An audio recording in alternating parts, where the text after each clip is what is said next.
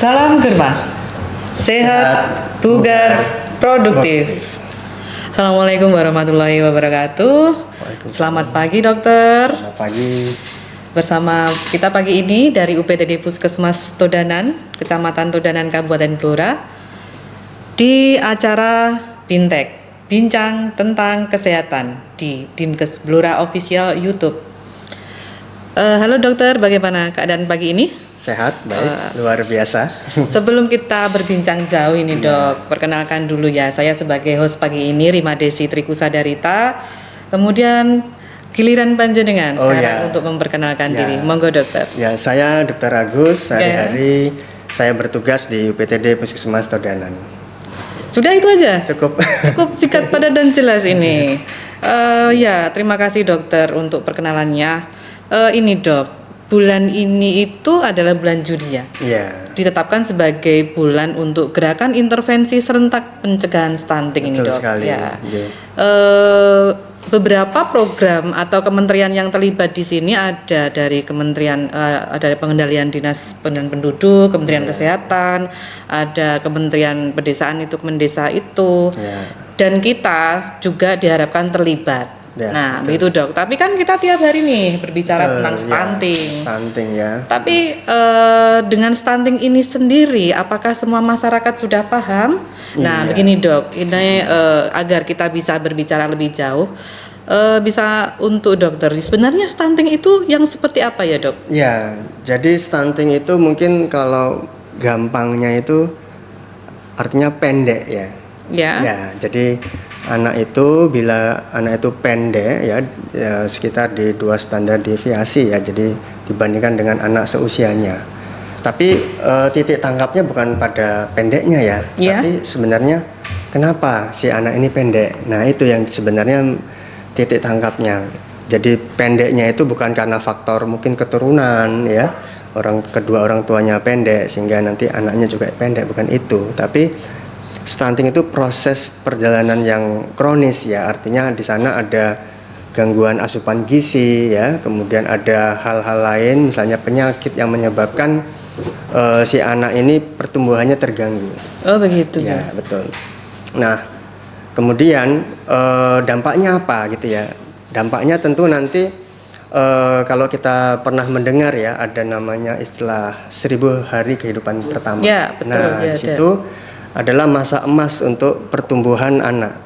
Nah, titik tangkapnya yang paling penting itu nanti kalau terjadi gangguan pada masa pertumbuhan itu akan mengganggu kecerdasan anak. Oh iya. Nah, sehingga nanti ke depan generasi berikutnya itu akan istilahnya kurang karena kecerdasannya terganggu.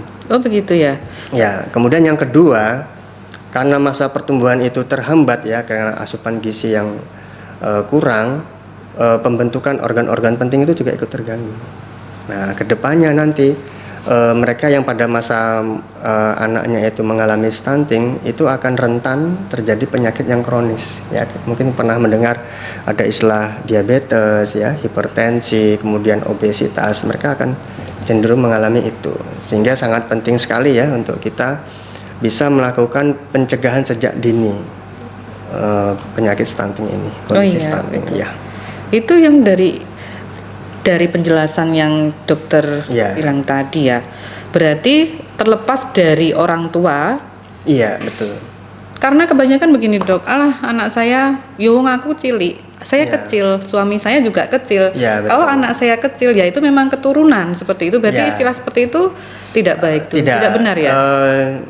Artinya memang stunting itu mungkin pendek ya, tapi pendek itu mungkin tidak selalu stunting karena mungkin bisa saja karena faktor genetiknya. Iya, berarti bisa ada pertimbangan juga di situ sebenarnya gitu ya. Jadi yang sebenarnya disoroti adalah apakah memang asupan gizi kemudian anak ini sehat atau enggak. Ya, jadi 1000 hari kehidupan itu mungkin kalau kita bisa lihat ya, jadi terdiri dari masa intrauteri atau masa kehamilan. Jadi 1000 itu diawali dari 270 hari pertama ya. Jadi artinya masa ketika anak itu di kandungan. Oh, berarti 1000 HPK atau hari pertama tadi kehidupan tadi dari masa awal kehamilan, bukan setelah dia lahir. Bukan. Begitu. Jadi sejak dia dikandung ya selama 40 minggu ya, atau itu nggih 9 bulan 10 hari itu sudah menjadi awal dari 1000 hari kehidupan pertama. Kemudian nanti dilanjutkan 2 tahun kemudian ya, itu terdiri dari 6 bulan pertama ya, ketika anak itu mendapatkan ASI eksklusif ya, kemudian selanjutnya sampai dengan usia 2 tahun. Nah, kenapa 1000 hari ini penting? Karena disitulah kesempatan kita untuk melakukan perbaikan. Setelah itu masa perkembangan otaknya sudah lewat ya, jadi nanti ibaratnya perbaikan yang dilakukan di luar 1000 hari kehidupan itu tidak terlalu bermakna ya untuk memperbaiki kecerdasan ataupun nanti ibaratnya kesehatan anak di depannya. Iya. Ketika kita melihat pada masa kehamilan begitu ya dok, berarti dia kan bisa dicegah stuntingnya bisa dari situ. Nah, betul. Apa yang bisa dilakukan untuk agar masa kehamilan ini bisa benar-benar optimal untuk si ibu hamil? Tentu saja kalau ibu hamil sama suaminya. Jadi kita membahas di sini agar juga ibu diperhatikan sama bapaknya begitu ya. Apa yang bisa dilakukan ini agar semasa kehamilan ini nanti menjadi kehamilan yang benar-benar optimal, nanti menghasilkan generasi yang enggak stunting, ini apa dok? Ya, jadi sebenarnya program pemerintah itu sudah sangat komprehensif ya. Jadi artinya mungkin sederhananya ya, mungkin pemirsa bisa melihat ya buku KIA. Oh iya, ini dok kan bawa buku-buku ini ya. Saya tadi dikasih ini, nanti tolong dibuka ya Bu, begitu ya. Betul. Oh gitu. Jadi, oke, mari kita belajar bersama di sini begitu ya. Ya, dengan memanfaatkan buku ini sebenarnya nanti kita sudah secara langsung ya ataupun tidak langsung itu sudah melakukan pencegahan dini ya terhadap stunting. Nah, itu semua diawali dari ibu ketika pertama kali mengetahui bahwa sang ibu ini mengalami kehamilan. Gitu. Ya. Nah, di sini kita bisa melihat ya, di situ kalau kita mungkin saya sambil menunjukkan ke itu ya, pemirsa di Dinkes Blora official YouTube-nya. Jadi ini bisa belajar bersama di sini ya. Betul. Jadi baru halaman 1 ini sudah terlihat ya, di situ ada untuk riwayat kontak ya. Jadi saya yang ke sana ini, Dok. Ya. Dokter bisa menjelaskan, mungkin saya yang menghadap ke sana aja ini ya. Di situ kan ada masa kontak dengan petugas, yaitu ada 6 kali kontak ya, di mana ini 1 2 3 4 5 6 gitu ya. Selama masa kehamilan itu kan kita tahu ada 3 pembagian ya. Jadi ada trimester 1, kemudian trimester 2, trimester 3. Nah, dengan ibu hamil melakukan kontak 6 kali minimal ya dengan petugas kesehatan, itu sudah mencegah ya, sudah minimal ya dok, minimal ya dok. Iya, jadi kalau minimal itu adalah standar yang paling rendah. Ya. Semakin sering tuh semakin lebih baik. Lebih baik gitu. ya. Jadi, iya dok. Memang ada penelitian yang mengatakan salah satu faktor risiko stunting itu adalah akses terhadap pelayanan kesehatan. Sehingga nanti dengan akses yang baik itu paling tidak sudah bisa melakukan screening, dan juga nanti bila ditemukan misalnya ada faktor risiko atau ada faktor gangguan gizi, itu sudah bisa langsung dilakukan intervensi. Tidak bisa langsung ditemukan gitu ya.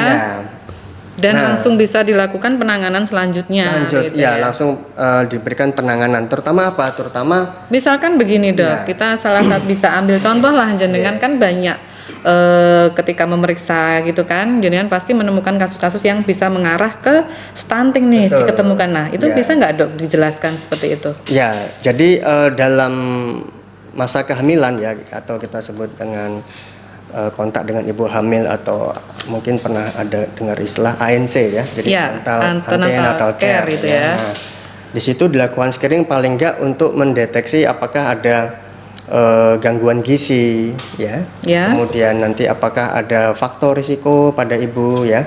Jadi kalau saya langsung sebutkan aja ya contoh-contohnya ya. Misalnya kalau gangguan gizi itu begini. Oh, mungkin kondisi ibu sebelum hamil itu sudah mengalami underweight.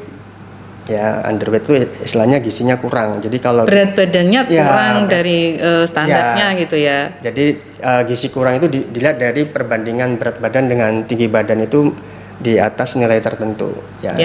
Kemudian bisa juga diketahui dari lingkar lengan kiri atas ya.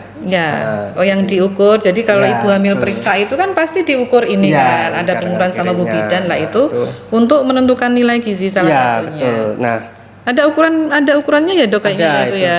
23,5. Oh ya, ukuran minimal 23,5. Jadi ketika ibu hamil atau istrinya hamil dan kemudian dilakukan pengukuran pada lingkar lengan atasnya dan dia kurang dari sama dengan 23,5 cm, berarti ibu dalam kondisi status gizinya kurang begitu ya. Artinya riwayat sebelumnya ibu sudah mengalami kekurangan energi kronis. Ya, kekurangan energi kronis ya. Yang dikhawatirkan apa?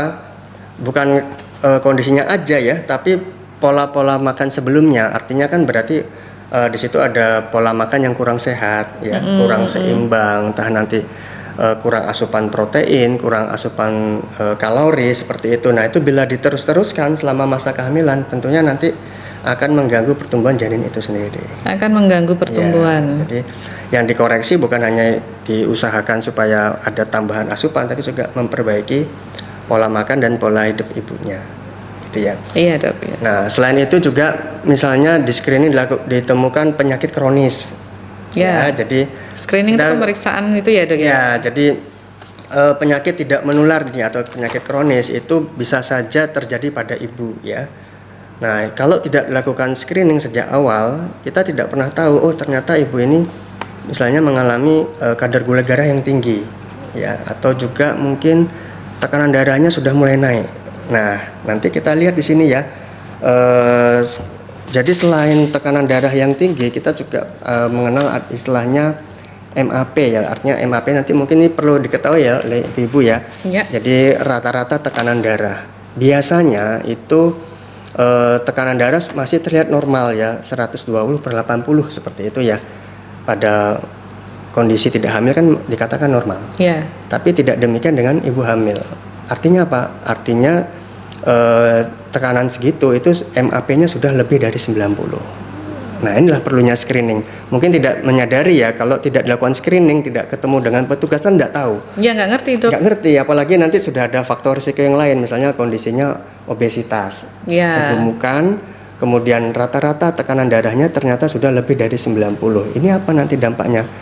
Ibu memiliki resiko terjadinya preeklamsi. Nah, begini dok, berarti kan ketika kondisi dia kurang gizi juga nggak oke, kelebihan gizi juga tidak baik ya. Makanya perlunya ketemu dengan dokter, dengan tenaga kesehatan itu adalah untuk menentukan kondisi ibu hamil tersebut gitu ya. Jadi nanti ada masa emas atau masa-masa yang periode yang tepat untuk mencegah preeklamsi. Nanti saya akan cerita lagi ya. Karena kita tunggu selalu ceritanya ini dok. Kita tunggu selalu. Kita urut dulu nih dari. Selain tadi ada penyakit tidak menular, ada faktor gizi, kemudian ada juga penyakit menular. Ya, penyakit menular itu apa misalnya? Mungkin batuk kronis ya. Ternyata ibu ini menderita TBC ya seperti itu, atau mungkin penyakit-penyakit yang mungkin sudah pernah dengar istilah tereliminasi ya. Ya mungkin bisa juga sekalian jadi memang sudah menjadi program juga karena itu bisa mengganggu kehamilan ya, misalnya HIV/AIDS ya. HIV/AIDS. Kemudian hepatitis. Betul, iya hepatitis. Liver itu yang mungkin untuk orang awam melihatnya seperti itu. Dan juga sifilis ya. Jadi ini yang harus diwaspadai dan screening sejak awal ya, sehingga nanti bisa mendapatkan penanganan yang tepat. Nah, kemudian juga dicari juga apakah ibu ini ada risiko terhadap istilahnya mengalami depresi ya, atau mungkin kecemasan yang berlebihan. Nah, ini dari awal harus di screening ya, kalau enggak nanti akan berisiko terjadinya baby blues ya. Nah, itu ya. Jadi itu jangan-jangan berkaitan dengan kasus yang lagi ngehit sekarang ini dok. Iya. Yang di daerah timur sana itu mungkin ya. Jadi kalau sejak awal ditemukan sudah ada tanda-tanda keras itu kan sudah bisa langsung dilakukan penanganan ya. Tentunya ini hubungannya juga nanti kalau ibu mengalami depresi atau kecemasan berlebihan tentu juga akan mengganggu proses kehamilan ya. Nah, karena kondisi psikologis juga mempengaruhi pertumbuhan dan perkembangan janin juga gitu kan ya. Betul. Jadi manfaat screening di awal juga sangat penting sekali. Jadi nggak cuma pemeriksaan fisik tapi juga untuk psikologis ibu ya. Psikologis juga ya. Nanti ujungnya apa sih? Kenapa kok semua ini perlu dilakukan? Ya kaitannya dengan stunting ya, karena kita bahasnya stunting kok ibunya terus dok yang dibahas. Nah, betul, ini. Ya. Jadi begini, ada penelitian yang mengatakan apabila bayi baru lahir itu berat badannya di bawah 2,5 kilo, itu si bayi akan mengalami risiko stunting 5 kali ya, dibandingkan dengan bayi-bayi yang lahirnya itu berat badannya di atas 2,5. Nah, ini sebenarnya titik tangkapnya pencegahan stunting sejak awal dari 1000 hari kehidupan itu sangat penting ya. Nanti kalau sudah ternyata lahir memang ibaratnya stunting ya memang perlu penanganan lebih lanjut ya. Tapi paling tidak kita sejak awal kehamilan pun sudah waspada seperti itu ya. Iya, itu berarti untuk yang dilakukan beberapa hal tadi ya dok. Yang paling penting tadi berarti screening dulu di awal. Screening. Jadi untuk menentukan sebenarnya status gizi dengan adanya penyakit menular termasuk kondisi psikologis dari ibunya. Iya dok, karena stunting itu kita ngertinya begini dok, stunting itu ya pendek. Betul. Tanpa memperhatikan perkembangan intelijensia dari anak tersebut begitu dok. Kemudian sebenarnya dok, kenapa dok stunting ini sih harus dicegah, itu kenapa? Iya, jadi sepenting itu kah? Kenapa harus setiap hari hampir setiap hari sampai ya dari berapa tahun sampai sekarang masih stunting? Kenapa itu dok? Jadi memang tadi sudah kita sebutkan di depan ya, karena stunting ini sebenarnya bukan masalah pendeknya, tapi di balik itu adalah ibaratnya potensi kecerdasan anak itu yang terganggu. Karena kita tahu anak ini kan menjadi generasi penerus bangsa ya. Iya betul dok. Jadi ada data mengatakan 1 dari 3 anak balita itu stunting. Artinya apa? 1 dari 3 anak ini itu kecerdasannya terganggu. Pertama itu. Yang kedua adalah mereka akan beresiko mengalami penyakit tidak menular. Artinya misalnya penyakit kronis seperti diabetes. Sebentar dok, sebelum kita melangkah jauh, ada nggak studi yang mengatakan untuk anak yang stunting kecenderungan untuk mengalami penyakit tidak menular itu lebih besar?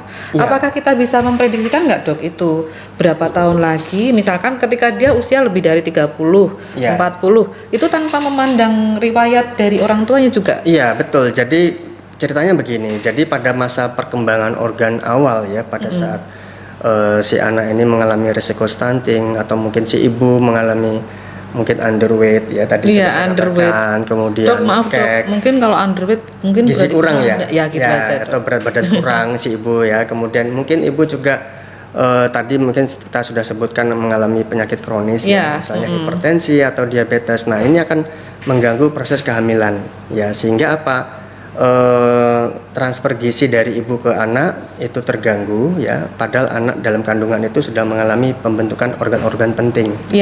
Nah, anak dengan gangguan seperti ini nanti pada dewasanya ya, artinya dewasa itu sudah menginjak remaja dewasa, itu akan cenderung mengalami gangguan metabolik. Berarti dia nggak nunggu sampai usia tua, dia udah seperti itu ya dok ya? Sudah terjadi gangguan metabolik, kemudian akan cenderung obesitas ya. Nah sudah obesitas, gangguan metabolik, tentunya nanti mudah kalau istilahnya tidak diimbangi dengan pola hidup yang sehat ya, itu akan mengalami mungkin kenaikan tekanan darah ya, hipertensi, kemudian diabetes dan seterusnya. Oke, begitu ya dok ya. Mungkin bisa kembali lagi ke tadi dok, kenapa harus dicegah tadi dok? Iya, jadi masa kehamilan ini panjangnya begitu ya. Ya, jadi masa kehamilan ini sangat strategis sekali ya. Artinya dengan mengintervensi ibu ya, ibu kan istilahnya yang sudah dewasa ya. Artinya ibu ini sudah tahu, oh ternyata saya mengalami ini sejak tadi dilakukan screening ya. Ketahuan ternyata misalnya si ibu beresiko terhadap preeklamsi misalnya tadi ya. Nah, preeklamsi ini kan mungkin bisa dijelaskan sedikit dok, preeklamsi itu jadi preeklamsi ini agak jadi agak muter sedikit nggak apa-apa ya, yang penting nanti kembali lagi ke jalan biar yang melihat bincang tentang kesehatan kita juga ngerti tentang istilah-istilah dari kita gitu. Betul ya, jadi ini kalau kita aja dok, gak usah banyak-banyak ya dok ya. Jadi ini sini ya, kenapa saya jadi di buku KA ini sudah ada nih ya, jadi screening preeklamsia. Jadi gitu, di buku yang baru sudah ada. Mungkin nanti ibu-ibunya mungkin pada saat ini hamil gitu bisa membuka di halaman 6 gitu tentang screening preeklamsia pada usia kehamilan kurang dari 20 minggu. Di halaman 6 ya ibu ya. 6. Kita sedikit melenceng nggak apa-apa ya dok? Sedikit tapi ya. Karena nanti gini kaitannya ya, ibu-ibu yang mengalami preeklamsi itu cenderung nanti lahirnya itu bisa bayinya BBLR. Oh gitu. Iya. BBLR bayi berat badan berat lahir rendah. badan lahir rendah begitu. Iya, jadi kenapa ini saya muter ke sini karena nanti ujungnya ke sana tadi. Oh Ya. gitu. Terus Dari hulu ke hilirnya nanti iya, ketemu juga. Ketemu gitu ya? juga. Kedua juga nanti cenderung bayinya itu akan resiko terjadi kelahiran yang prematur. Begitu. Oke, Iya. monggo bisa dok. Ya, jadi kita bahas sedikit ya tentang preeklamsi ya. Jadi preeklamsi itu gampangnya ya istilahnya tekanan darah ibu naik. Oh gitu. Ya, Oke. naik ya. Nah, naiknya ini tidak sama ya dengan kondisi tidak hamil. Artinya misalnya kita tidak ibu ya tidak hamil, tidak dalam kondisi hamil mengalami tekanan darah 140/90 misalnya. Ya, itu sudah disebut sebagai hipertensi. Itu tidak apa-apa. Artinya bukannya berarti tidak apa-apa. Iya, terus Artinya itu santai gitu ya. ya santai aja. Artinya ya tetap harus diobati dengan merubah pola makan, olahraga, istirahatnya ya, dan dengan obat pada akhirnya ya apabila tidak terkendali juga. Tapi tidak demikian dengan ibu ya. Ibu itu ibaratnya sudah mengalami beban metabolisme ya. Walaupun tidak ada penyakit, apalagi bila sudah terjadi kenaikan tekanan darah. Iya. Nah, tekanan darah yang tinggi ini pada ibu hamil itu akan mengganggu organ-organ penting ya. Di sana ada ginjal ya, kemudian otak ya, kemudian jantung, dan juga yang paling penting lagi adalah kesehatan rahimnya ya. Jadi nanti di mana kita tahu dalam kondisi ibu hamil di situ ada organ penting yang tidak ada pada saat hamil. Ya. Ya, apa itu ya ari-ari, plasenta. Plasenta. Nah, ini yang nanti Ya. akan ibaratnya menjadi hal yang sangat penting ya selama proses kehamilan ini. Di mana plasenta yang pada ibu yang mengalami preeklamsi itu terjadi gangguan ya yang akan semakin di mana plasenta ini kan ibaratnya sarana ya dari ibu untuk memberikan nutrisi pada anaknya. Betul. Nah, jadi makanannya, ya. minumnya kan Betul. juga dari situ. Lewat situ ya. Nah, dampaknya dua ini. Pertama, ke ibu itu nanti akan beresiko mengalami gangguan pada saat persalinan ya sampai ibaratnya resiko terjadi kematian ya yang paling kita hindari lah. Ya. Yang kedua ya otomatis nanti transfer gizi makanan ke bayinya juga terganggu. Ya, gitu ya. Nah, ini sehingga screening ini mungkin hanya sederhana ya. Ini sekitar ada beberapa pertanyaan ya. Nah, dari situ kalau tidak dilakukan dengan tepat itu sangat sayang sekali. Iya. Nah, jadi kalau kita bisa lihat di situ ada resiko sedang ya, ada resiko tinggi. Nah, nanti bila resiko sedang yang berwarna kuning ini ya dok. Berarti yang resiko tinggi yang berwarna merah. Nah, coba kita lihat ya. Contohnya aja ya misalnya ya. Multipara dengan kehamilan dengan pasangan baru. Oke. Ya, jadi kalau ibu bisa kita jelaskan yang multipara itu artinya kehamilan yang kedua dan seterusnya ya. Dengan pasangan baru. Nah, itu sudah menjadi suatu resiko sedang ya. Atau misalnya kehamilan dengan bayi istilahnya teknologi reproduksi berbantu ya, misalnya bayi tabung ya. Kemudian usia anak mahal ininya. Iya, istilahnya begitu, anak mahal gitu. Kemudian usia ibu lebih dari 35 tahun ya. Iya. Nah, kemudian ini nulipara. Nulipara ini artinya kehamilan pertama. Ya. Jadi kenapa kehamilan pertama ini beresiko ya? Karena kan memang belum pernah hamil. Ini untuk semua usia ibu. Iya, betul. Untuk semua usia ibu ya. Jadi semua ibu hamil itu apakah pemeriksaannya dia normal atau tidak tetap masuk ke resiko sedang gitu ya. Betul. Nah, kemudian ibu hamil dengan jarak kehamilan sebelumnya itu lebih dari 10 tahun ya. Iya. Kemudian mungkin ada riwayat preeklamsi pada ibu atau saudara perempuannya ya. Bisa juga ya dok dari saudara perempuan ya. Ya, artinya mungkin ada kecenderungan genetik ya karena istilahnya masih ada hubungan darah gitu ya. Betul ya. Kemudian obesitas. Nanti kita tadi sudah sempat ya sebutkan obesitas ya. Kegemukan gitu ya dok ya. Nah, di sini tadi saya sudah sebutkan. Jadi MAP ini ya, mungkin istilahnya masih nanti perlu diterangkan ya. Jadi MAP itu mean arterial pressure ya, gampangnya itu rata-rata tekanan darah lebih dari 90 ya. Karena mungkin selama ini yang lebih dikenal kan darah tinggi ya. Taunya tinggi kan 140. Karena ini kayaknya memang kurang familiar di ibu ya. Mungkin perlu kita sampaikan di sini ya dengan dalam kesempatan yang baik ini. Jadi kalau sudah 140/90 ya sudah terlambat pada ibu hamil.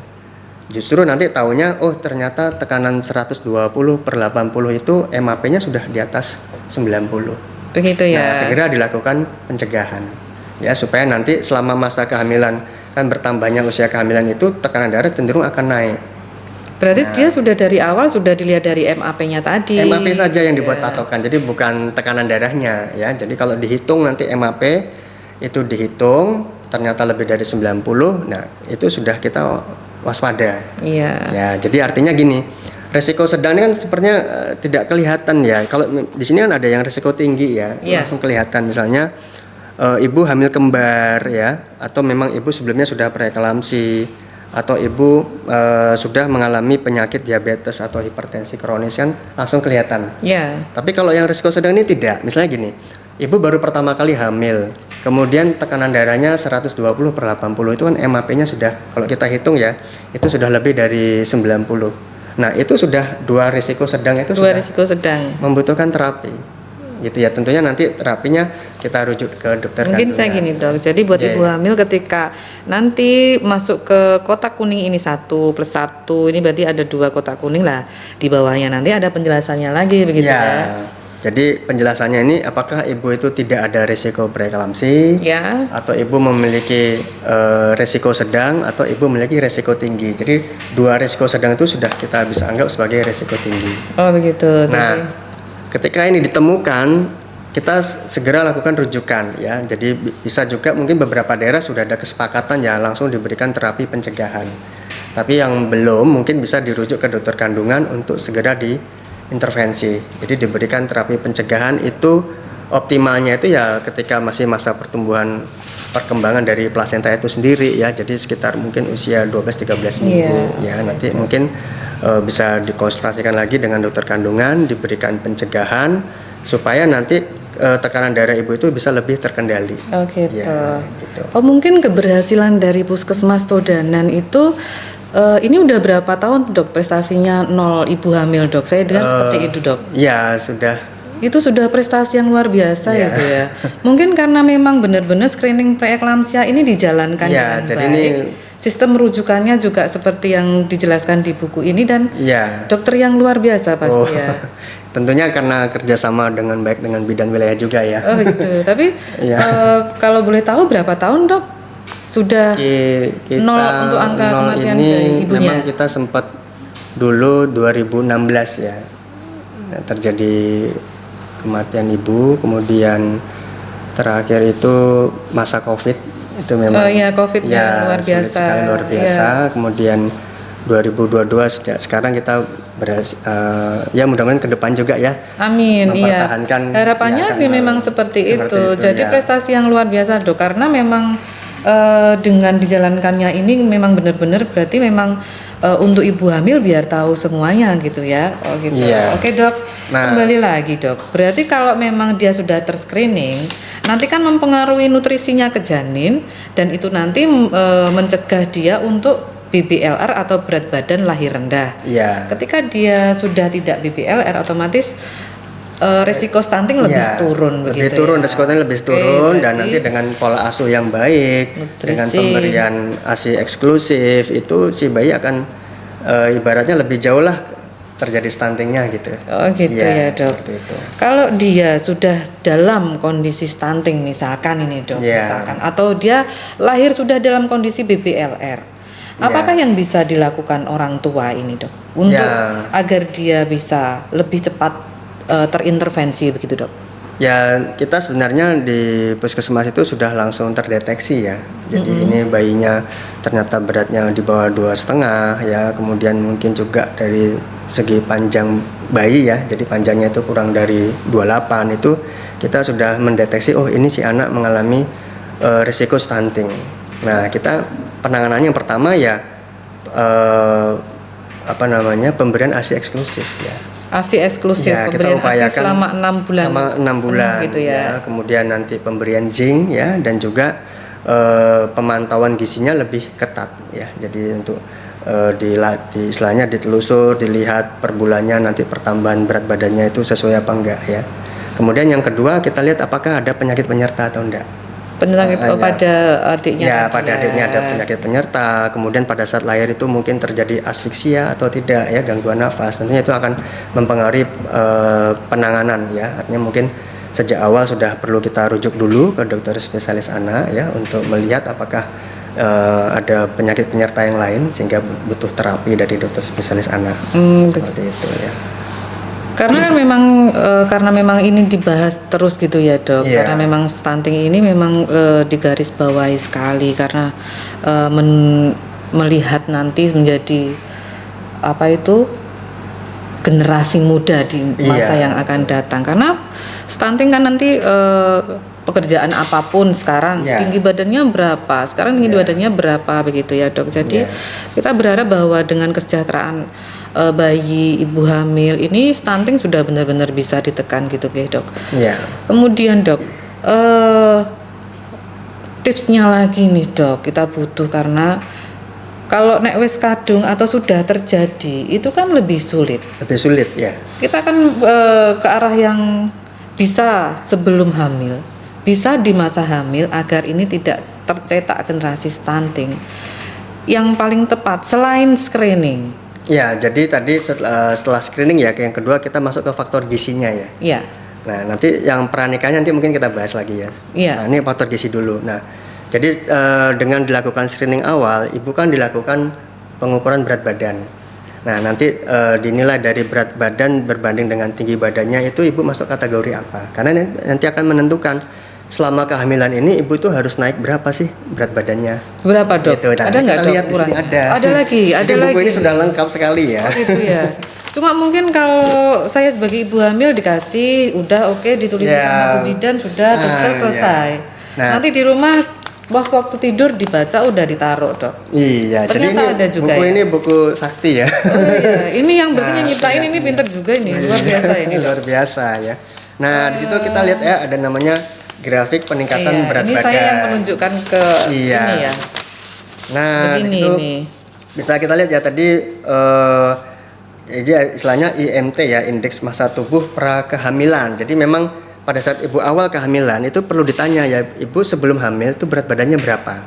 Atau paling enggak kalau lupa misalnya ya sudah berat badan awalnya berapa pada saat masa-masa kehamilan awal. Itu akan menjadi patokan. Ya di sini tidak ada tulisannya ya, tapi berat badan di bawah 18,5 indeks massa tubuh ya, maaf ya. Oh, indeks massa tubuh di bawah 18,5 itu kategorinya underweight atau gizi kurang. Oh iya, ini kan ada di sini dok, ada ukurannya. Iya. Kemudian keterangannya di sini begitu ya. Nah, kalau 18,5 sampai 24,9 itu artinya normal. Gitu ya. Kemudian 25 sampai 29,9 itu overweight atau gizi lebih. Nah, nanti lebih dari 30 itu sudah masuk kategori obesitas. Obesitas. Betul. Jadi dengan mengetahui ini saja kita sudah tahu, oh ini ibu nanti beresiko gizinya kurang ya, atau misalnya risiko terhadap bayinya ya, atau kalau ibu dengan obesitas ini risiko ke bukan hanya bayi tapi ibu juga. Ibu juga. Iya, karena nanti risiko preeklamsi juga akan naik ya. Iya dok. Nah kemudian nanti perlunya apa untuk mengetahui oh ternyata ibu dengan underweight ini artinya kenaikan berat badannya itu diharapkan selama masa kehamilan 12,5 sampai 18 kilo. Selama siklus kehamilan selama masa kehamilannya diharapkan seperti itu ya. Kemudian ibu yang dengan IMT atau indeks massa tubuh normal itu paling enggak 11,5 sampai 16 kilo. Oh, berarti semakin ke atas semakin turun. Semakin turun. Iya. Jadi kan enggak istilahnya enggak disamaratakan bahwa kenaikan berat badan harus 0,51 minggunya. Begitu enggak bisa ya. Enggak bisa. Jadi kasihan nanti yang sudah obesitas atau kegemukan dia harus targetnya segitu gitu. Justru ya. Kalau ibu dengan obesitas kenaikannya enggak terkendali atau tinggi ya, itu akan meresikokan ibu mengalami tekanan darah yang ikut naik juga. Oh begitu. Gitu. Makanya tadi kan obesitas merupakan salah satu faktor risiko preeklamsi. Oh begitu gitu ya. Nah kalau yang overweight ini turun lagi ya, berat badan lebih atau gizi lebih turun lagi, target kenaikannya itu 7 sampai 11,5. Iya. Ya, kemudian terakhir ibu dengan obesitas itu cukup hanya pertambahan berat badan 5 sampai 9 kilo itu sudah cukup untuk 5 sampai 9 kilo selama 9 bulan itu dia berarti lebih banyak cenderung ke dietnya dok, maksudnya pengaturan makanan, pengaturan dietnya, yang rendah karbohidrat, gula seperti itu ya. Konsepnya adalah gizi seimbang. Gizi seimbang. Nah, cuma nanti jumlah kalorinya disesuaikan dengan kebutuhan. Iya, ya. Karena memang banyak pertanyaannya seputarnya di situ dok. Berarti saya harus naikin berat badan saya 0,5 kilogram. Mungkin mindsetnya seperti itu dari awal. Jadi kalau dengan ada grafik peningkatan berat badan ini, kita jadi punya gambaran. Berapa target saya? Apakah harus naik? Apakah harus turun agar berat badan bayi saya itu tetap terjaga seimbang bagus gitu ya dok ya. Nah terus nanti taunya dari mana ya? Ternyata pertumbuhan bayi dalam kandungan itu bagus. Nah, ya itu dok. Dari mana itu dok? Di sini ada. Ada lagi ya dok ya. Lagi. Nah, jadi kita temanya stunting tapi sambil belajar buku KIA ya, karena kita kan belajar masa kehamilan untuk mencegah stuntingnya. Karena mencegah lebih baik daripada mengobati. Oke lah bagi gitu ya. Di sini ada ya. Jadi ke halaman berapa ini dok? Ini ada di sebaliknya ini. Oh sebaliknya aja ya dok ya. Grafik evaluasi kehamilan. Oh ya, oke. Itu yang ini. Yang paling atas ya. Jadi ini adalah. Mungkin saya yang megang aja dok. Biar lebih kelihatan ini dok. Ya. Jadi itu ada grafik penambahan tinggi fundus uteri atau tinggi rahim ya selama masa kehamilan. Nanti ketika periksa melakukan pemeriksaan ke petugas kesehatan itu akan diukur tinggi rahimnya. Sesuai enggak? Itu ya. Kalau sesuai dengan masa kehamilan itu artinya apa? Pertumbuhan bayinya bagus.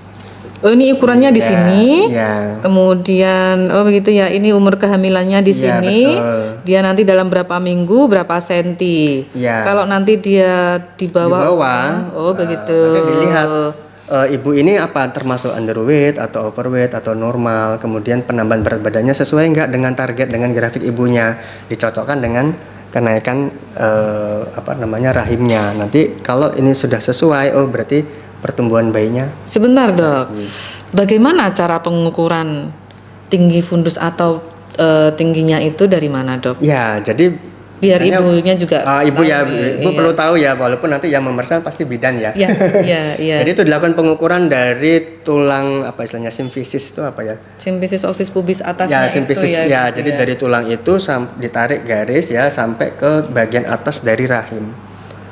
Saya sebentar, istilahnya gampangannya mungkin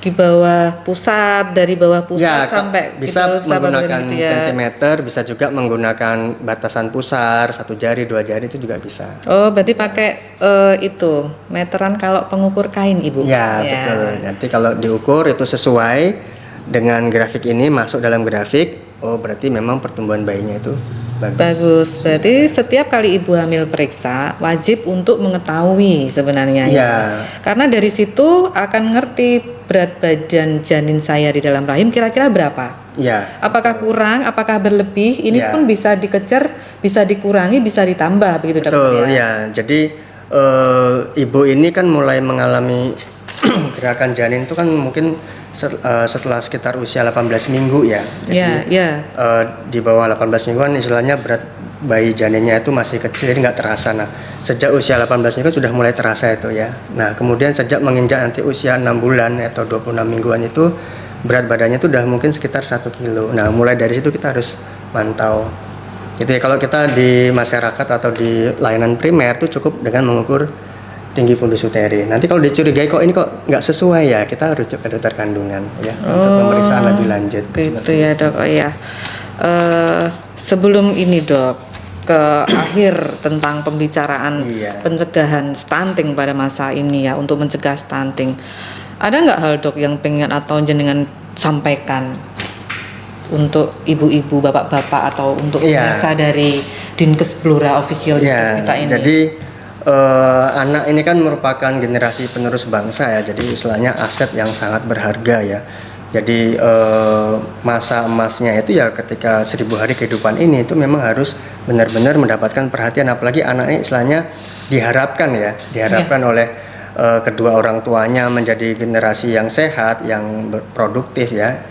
Tentunya itu perlu persiapan. Nah persiapannya ini tadi kan kita cerita tentang kehamilan. Nah sebenarnya sih sebelum kehamilan itu juga perlu diperhatikan. Jadi artinya begini, kita punya waktu lebih banyak lagi untuk melakukan pencegahan. Misalnya sebelum hamil kok ibunya pucet, anemia, ya segera harus dilakukan penanganan.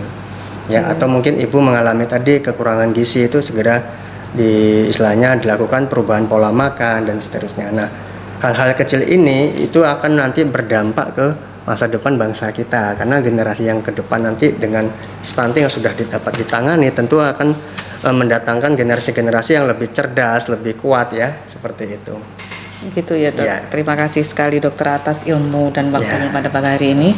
Jadi untuk semua pemirsa di Dinas Blora Official YouTube, bahwa stunting itu bisa dilakukan pencegahannya sejak dini, sejak masa kehamilan, karena untuk menciptakan generasi emas pada masa yang akan datang perlu dilakukan sejak dini, sejak masa kehamilan. Betul, jadi perlu perhatian dari semua pihak, baik dari ibunya, bapaknya, keluarga, semua keluarga besar untuk mendukung baik dari kesehatan fisik ibu hamil, kemudian kesehatan psikologis ibu hamil, agar adik bayinya nanti lahir sehat, mencegah stunting itu lebih baik gitu ya Dok.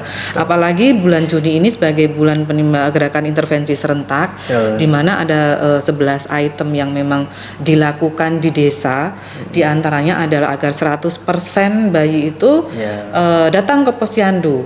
Kemudian 100% calon pengantin itu hadir di posyandu. 100% ibu hamil itu datang ke posyandu. Jadi memang betapa besar rasa cinta bangsa ini untuk generasi yang akan datang.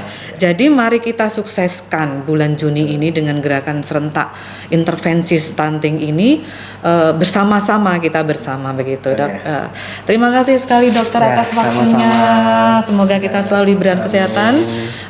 Terima kasih semuanya di dalam acara bincang tentang kesehatan di official YouTube Dinkes Blora. Jangan lupa like, komen, dan subscribe official Dinkes Blora YouTube. Terima kasih. Wassalamualaikum warahmatullahi wabarakatuh.